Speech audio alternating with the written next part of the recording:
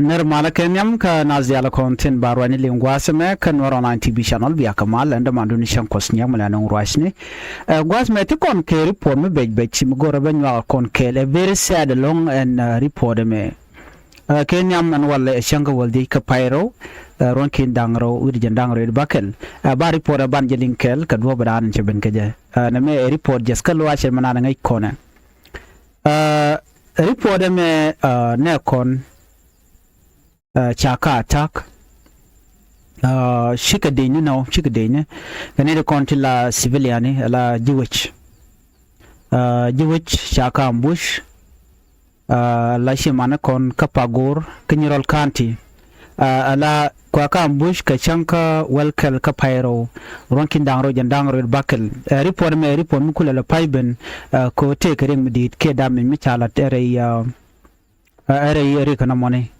kanitin kontin kwane kon ambush kanitin kontin tila murle ki jaba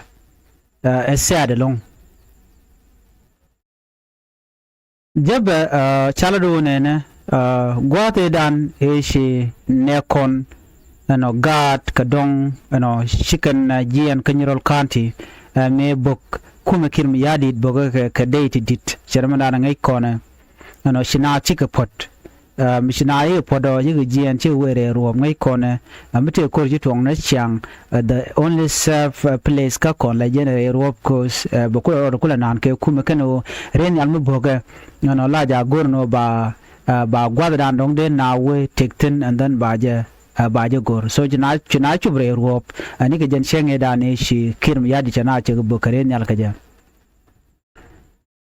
en gwasamo michinaji kanyirol kanti chine konchi gien chigarodian watch ke chara bare Europe che jojen wone ne kapagor shimurleni ngani murle la great people administrative area use sermai kona la japa chimurleni shikane kontin charen bar kanyirol kanti ke jen ki ko ran tuok shikan ka unyo kamuku kan kambush gwadana tiketin so ka report me chala do ne ka je na ta da na shigne ko na ta ka je rai wujin gine mi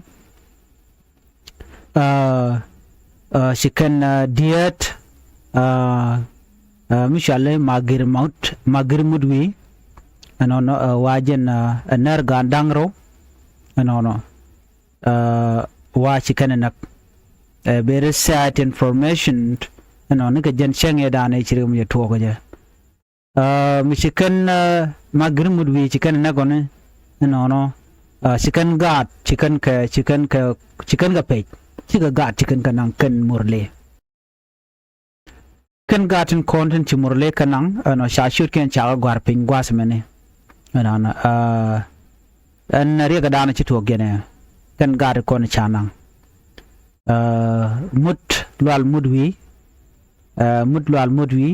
jen te kurundang diech karodian jen de kon lo chalano agat magir mudwi and an ke ramadan chanak la mut lal mudwi te rundang diech chanang kanetin kontin la jaba manyel lal mudwi chanang netin kontin la jaba la morle mulwal te kurundang diech en manyalwal mudwi te kurundang diok anyok cha radien cha nyok menang kaje langken yen lot jen shek te kurun jandang diok mother ana chanang jababo chikanang nyenen tun malwal shek te ke nyamto te kurundang baro krodien jen chanang boni amurle panom tut malwal cha page bo amurle te kurundang diech nyagik short bill jen shek ke nyamtot gan metot kolor gan metot te kurundang dio korodien ka gan metot michala ni short bill tenejen ka karon kel karwade keneriti kan wara konte charen bar gwade dam chikor je toktin me shina chike jien kalankan gwa de shi SSPDF shi ben kalankan mu ci nar baro ci nawre ruop gwa nawre ruop ke je ci ko ci SSPDF shi na je gan ga jo ka do badanan bokana ka jere wucin gidemi ci na chuwe kene de ti cha nang ti nang ka murale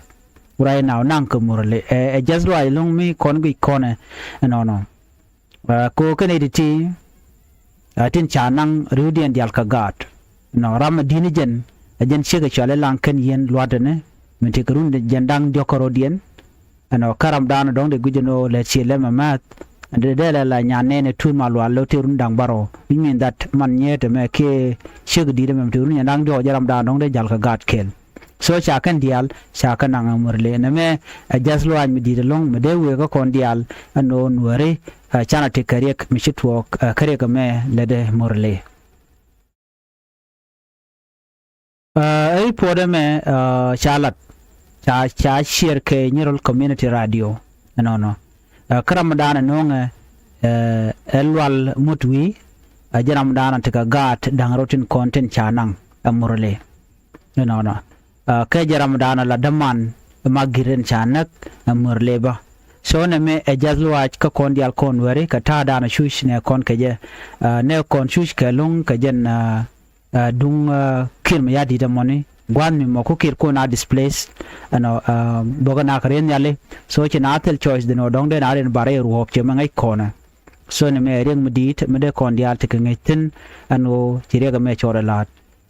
reg medit along just like no me gui kon kuma kirm ya di of course ken chaka juch nyok chin mangai kon ko ken ne chaka pal wi tin kon de ko tin and then you come as pela yo kana nor wai ame ci kana nyok mu ko kan ka juch gon kon ci go tin bari ka me re ga ci to gane morale le reko chikale la SSPDF chico con jojo already sorry yes chicken na la ne de con la ju chicken ga jojo already tinare bar kina kulu we rob so she morale chicken advantage mo chicken kan ko we can vulnerable people ne to mo te char long tele kamach no bukan ko gor ka bukan ka wonang ka bom se ngai kon na won ala gwante la ri ga ye no jenta danan let kan ni siang ka morale great people administrative area ka jeri pod me tera me mommi jong chiroi ka chika kwar ko gorje no binaro ke la tok and la diga contact shit ke ne de contact information minister ka tila ler la kalat kane kon de tije no cha gat ko cha ganang ka gone ka no de ka lo jok so na me too much ring me bej re kon ke kume kirm yadit gwada me ka bu morle balong ang no content gwam me moteng wana te ka kor too much ring me dit so report me report me chalat me de kon dial te ka ngitin gwas mene mordian gwas meni ma dong de kon nyak da la syang dan to kon ga kon were ko chane ngaje no shi kon ne timo tere kor ke kirme yadit kanga ko kontin amurle gor kon o dena let kel especially ne to wan ka social media gor jeno de na de kan wak no chidama la ja non ne syang so mi jiram dong go lo du la tok de na de kan wak gor no break ne tin kon top information ne no ka online ne de kon de lo tin top kan wak ko de na tin de chare la ka top kan wak ka ta da shu ne kon ka je ne kon shu ka long shi ne wan cha ga display sai which ngine mi jelna mar ka hok no ka ga de tiene no ka dit alo chi syang cha bech jala na kula tudin kula tijino ne men na ka kon were no kamat ka kon bong regenerating wan ngum de lade gorjeno de na rin ma de na jalkel batumen were chaka daga long medan mi chire mi je to kana ser chu jina sa chu jal karo din mi chire ge to tam ka doran ka munlal chi ne ti chi le jal karo din no ne ko ken we ne gi state jara ma ka jale na me e wrong gor kon mat mi de ron dan ngaje no ko kon ngane ko mi ko mtane la to ke kume de tereje in full ko dong chede gwano bane te wi adwa ka dwedien bane te dwe ka dwedien men we are winning ala ne ri shalka ti jabne ti kon ka pal ta shiang mi je ka very long time ko chang let ka mi je la wi ke mi la to nuru la ja mo ka pek okay so na me e jeri podana gore de nya kon kel jazla mi di longo ku gana kon cha na ngamurle mi no ko da ba ka je kandial bika ben rain wari nyok again just like gwan gan shanak ki ner ga ki gwan len gan jala mi di long ne me da la jari pode nyo kon kelen ban nyo jari pode di biatemal